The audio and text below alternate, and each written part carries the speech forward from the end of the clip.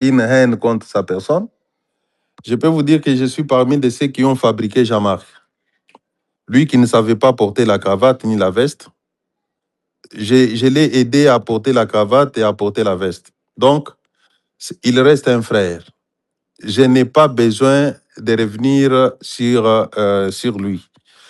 Jean-Marc, depuis que nous étions dans l'opposition, avait une aversion très prononcée pour être le président de l'IDPS.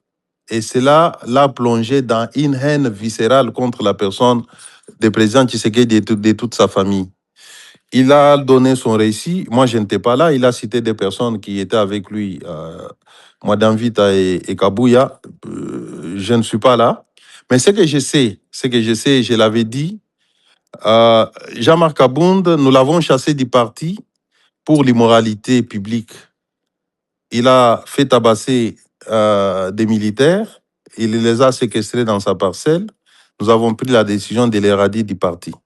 Tout le reste qu'il peut dire n'engage que lui. Il affirme, ça sera une dernière question sur ces accusations, il affirme avoir personnellement appelé le président Tshisekedi depuis Bruxelles pour lui signaler que son propre frère avait envahi avec des militaires et des combattants UDPS les sites miniers de Kateketa au Katanga et que Tshisekedi lui aurait ordonné de quitter, aurait ordonné au frère de quitter les lieux sous 30 minutes sous peine d'arrestation. Il cite cet épisode comme l'un des faits qui l'ont convaincu que les pratiques mafieuses continuaient sous l'IDPS. Est-ce que vous confirmez? Alors, d'abord, ce qu'il dit là, je n'étais pas témoin, mais admettons que ce qu'il dit est vrai. Si il intervient dans des mines parce que lui, il a exploité des mines, hein, contrairement à ce qu'il a dit. Non, il a dit n'avoir jamais été dans les mines. J'ai dit que Jean-Marc a une société minière dont je peux vous donner les noms. Ce n'est pas mauvais.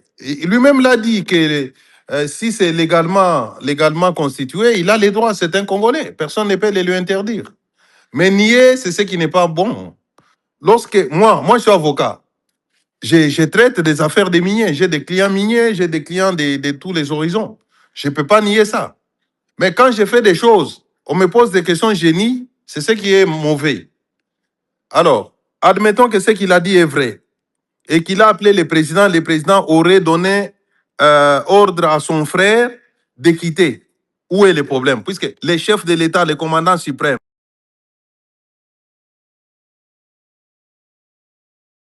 Travailler en RDC ne devrait pas ressembler à une chasse. Tu es prêt, ton CV est prêt, mais les offres semblent loin, les contacts flous, les réponses silencieuses. Tu actualises, tu rejoins des groupes WhatsApp, tu compares, tu doutes.